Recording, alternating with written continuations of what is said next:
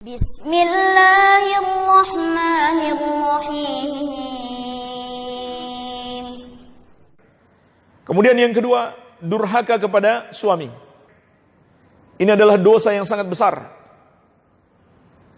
Kita sudah pahami bersama, durhaka pada orang tua adalah dosa yang sangat besar.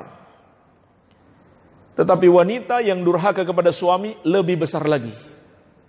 Kenapa? Karena hak suaminya lebih tinggi daripada hak orang tuanya.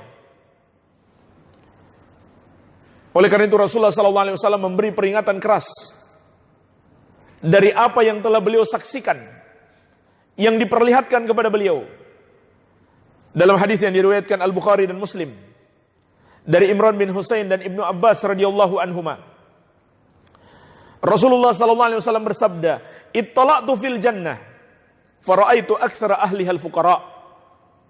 Aku melihat ke surga, maka aku dapati kebanyakan penghuninya adalah orang-orang fakir, orang-orang miskin. Wattala'tu finnar, fara'aitu aktsara ahliha an-nisa. Dan aku pun melihat ke neraka, maka aku dapati kebanyakan penghuninya adalah kaum wanita.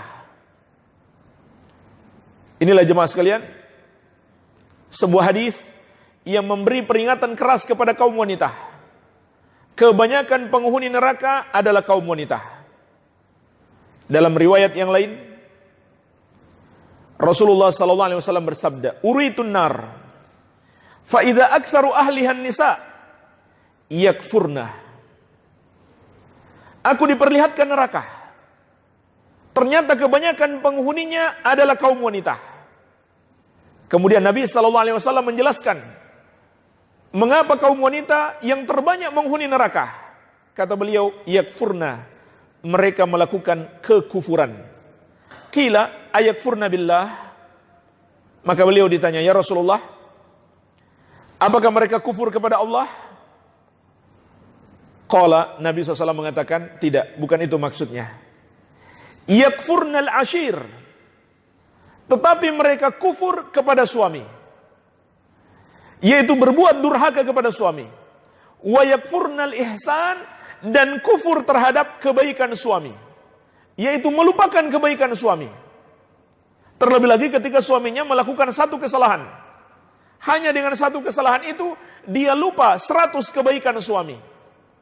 Kata Nabi SAW, "Lau ahsanta ila ihdahunna ad-dahr, thumma ra'at minka syai'an, qalat ma ra'aitu minka khairan qat."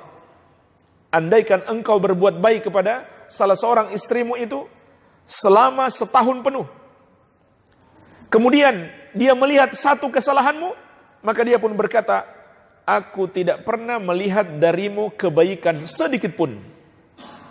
Subhanallah. Hanya karena satu kesalahan suaminya, dia lupakan banyak sekali kebaikan suaminya kepadanya. Inilah jemaah sekalian, termasuk kedurhakaan kepada suami.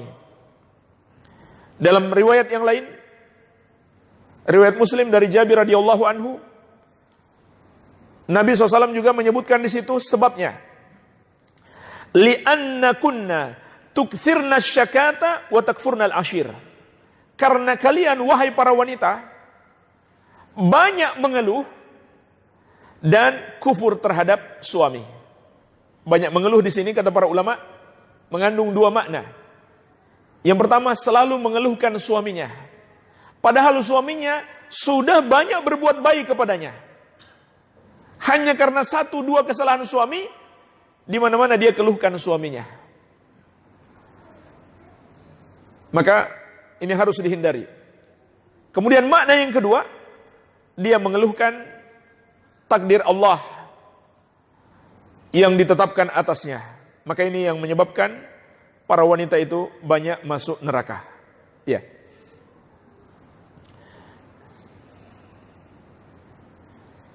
Dan termasuk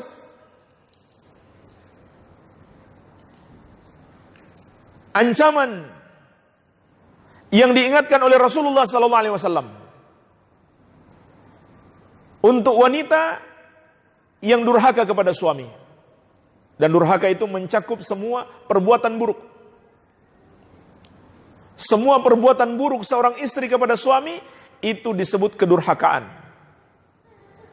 Atau semua perintah dan keinginan suami yang tidak mau ditunaikan oleh istri, maka itu adalah kedurhakaan. Kecuali kalau suaminya menginginkan istrinya atau menyuruh istrinya melakukan maksiat kepada Allah, maka tidak boleh dia taat kepada suami. Itu bukan kedurhakaan.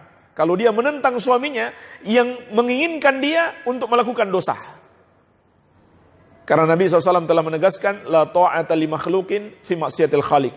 Tidak boleh taat kepada makhluk dalam bermaksiat kepada Allah Sang Pencipta. Tetapi kalau suami menginginkan dia melakukan atau memerintahkan seorang istri melakukan apa saja yang tidak bertentangan dengan syariat, wajib baginya untuk selalu taat selama dia mampu melakukannya. Kalau dia tidak taat, maka itu termasuk kedurhakaan. Dalam hadis yang diriwayatkan Imam At-Tabarani dari Ibnu Umar radhiyallahu anhuma, Rasulullah sallallahu alaihi wasallam mengingatkan, "Itsnani la tujawizu salatuhuma ru'usahuma." Ada dua orang yang solatnya tidak melampaui kepala mereka. Maksudnya solat mereka tertahan, belum diterima oleh Allah Azza wa Jalla. Yang pertama, abdun abik min mawalihi hatta yarja' ilaihim. Seorang hamba atau seorang budak yang melarikan diri dari tuannya sampai dia kembali kepada mereka. Wa mra'atun asad zaujaha hatta tarji'ah. Yang kedua, seorang wanita yang menentang suaminya sampai dia kembali bertobat. Maka solatnya tertahan, tidak diterima oleh Allah Azza wa Jalla. Jadi ini juga peringatan keras bagi para wanita. Termasuk kedurhakaan istri kepada suami, tidak mau mendatangi suami ketika suami mengajaknya ke ranjangnya. Maksudnya untuk berhubungan badan. Sebagaimana dalam hadis Abu Hurairah radhiyallahu anhu yang diriwayatkan Al-Bukhari dan Muslim. Rasulullah sallallahu alaihi wasallam mengingatkan, "Idza da'a rajulun imra'atahu ila firashihi falam ta'tihi fabata ghadbana 'alaiha la'anatha al-malaikatu hatta tusbiha." Apabila seorang suami mengajak istrinya ke ranjangnya, tapi istrinya tidak mau mendatanginya, tidak mau melayani suaminya, kemudian suaminya itu tidur di malam itu dalam keadaan marah kepadanya, maka para malaikat melaknatnya sampai pagi. Bahkan dalam hadis yang diriwayatkan Imam At-Tirmidzi dari Talq bin Ali, Rasulullah sallallahu alaihi wasallam bersabda, "Ayyuma rajulin da'a zaujatahu lihajatihi falta'tihi walau kanat 'alat tannur."